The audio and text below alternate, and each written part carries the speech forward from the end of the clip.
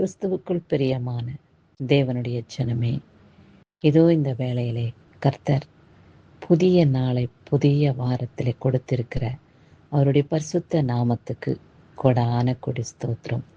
இந்த நாளிலே கர்த்தர் கொடுக்கப்பட்டுள்ள வார்த்தையை பார்ப்போம். ஏசாயா 40 அதிகாரம் 31 என்ன எழுதியிருக்கிறது என்றால், கர்த்தருக்கு காத்திருக்கிறவர்களோ புது பலன் அடைந்து கழுகுகை போல செட்டைகளை அடித்து எழும்புவார்கள். அவர்கள் ஓடினாலும் இளைப்படையார்கள், நடந்தாலும் சோர்ந்து போகார்கள் என்று சொல்லப்பட்டுள்ளது. கர்த்தருக்குள் ஜீவிக்கும் பொழுது அவர் நம்மை கண்ணோக்கி பார்க்கிற, நம்மை வழிநடத்துகிற, நம்மளை பாதுகாக்கிற தேவனாக அவர் நமக்கு இருக்கிறார். அவருக்குள் நாம் வாழும் பொழுது நமக்கு ஏற்படுகிறதான சகலவிதமான தீங்குகளையும் அவர் நமக்கு விடுதலை செய்கிற தேவனாயிருக்கிறார்.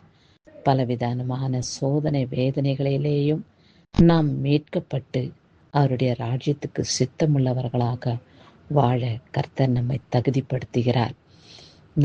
நாம் பலவீனமடைந்து சோர்ந்து போன நேரத்திலும் கூட நமக்கு புதிய பலனை கொடுத்து கழுகுகளைப் போல சட்டைகளை அடித்து எழும்புவார்கள் என்று சொல்லியிருக்கிறார்.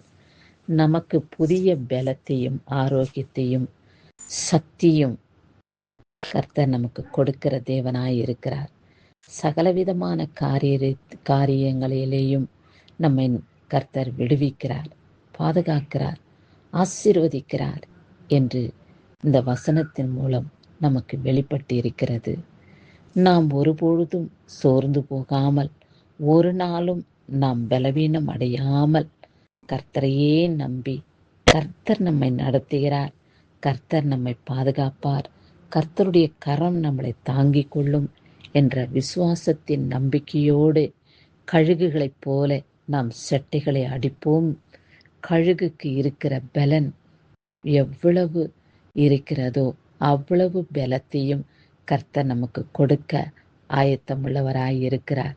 அவர் கழுகுக்கு பலவீனம் அடையும் நேரங்களிலும் கூட கர்த்தர் அதுக்கு பலனை மறுபடியும் கொடுக்கிறார் என்று நாம் காண்கின்றோம்.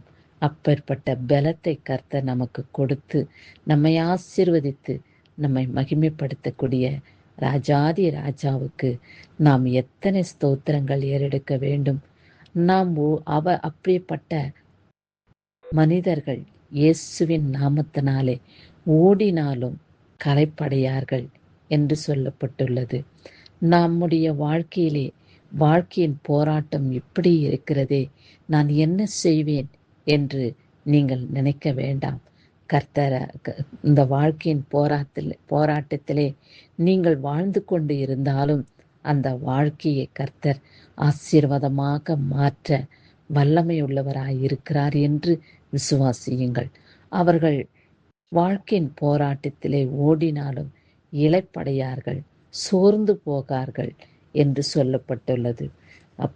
இயேசு கிறிஸ்துவின் மகிமைக்குள் வாழ்கிறவர்கள் புது பலன் அடைந்து புதிய ஆசீர்வாதத்தையும் புதிய கிருபையும் பெற்றுக்கொண்டு உலகத்திலே ஓடுகிற ஓட்டம் ஜெயமாக முடியும், ஆசீர்வாதமாக கடந்து வரும். ஒன்றுக்கும் சோர்ந்து போகாமல், வேதனை அடையாமல், துக்கிக்காமல் கர்த்தரையே நோக்கி பார்த்து அவர் அண்டையிலே பல ஆசீர்வாதங்களை பெற்றுக்கொண்டு நாம் நிலைத்திருக்க ஆயத்தப்படுவோம். இந்நாளிலே பிறந்த நாளையும் திருமண நாளையும் காண்கின்றவர்களை கர்த்தர் ஆசீர்வதித்து காத்து கொள்வாராக. இந்த வாரத்தின் முதல் நாளிலே கர்த்தர் மகிமையோடு நமக்கு ஆயுள் நாட்களை கூட்டி கொடுத்து பிறந்த நாளையும் திருமண நாளையும் காணத்தக்க பாக்கியத்தை கொடுத்த தேவனுக்கு நீங்கள் நன்றி செலுத்துங்கள். ஆண்டவரே, என்னுடைய வாழ்நாளிலே இந்த நாள் வரைக்கும் ஆயுள் நாட்களை பெருக செய்தீரே, இப்படிய பரிசுத்த நாமத்துக்கு கொடான கொடி ஸ்தோத்திரம். இப்படிய வல்லமையினாலே மகிமையினாலே என்னை நிரப்பி இப்படிய ஆசீர்வாதத்தினாலே அபிஷேகப்படுத்தி இப்படிய ராஜ்யத்துக்கு சித்தமுள்ள கருவியா நீர் எங்களை பயன்படுத்தும் என்று அவரை அண்டி வாழும் பொழுது பலவிதமான சோதனை வேதனைகளிலிருந்து, துக்க துயரங்களிலிருந்து, பொல்லாத மனிதர்களுடைய பிடியிலிருந்து, சாத்தான் கரங்களிலிருந்து விடுவிக்கக்கூடிய தேவனை நாம் பற்றி கொள்வோம். அவரை பற்றி கொள்ளும்போது நாம் புது பலன் அடைந்து சட்டைகளை விரித்து ஆகாயத்திலே பறக்கக்கூடியவர்களாக, ஆசீர்வாதத்தினால நிரப்பி மகிமையினாலே அபிஷேகம் பண்ணப்பட்டு நிலைத்திருப்போம். கர்த்தருக்கே துதி கன மகிமை எல்லாம் உண்டாவதாக. ஆமென்.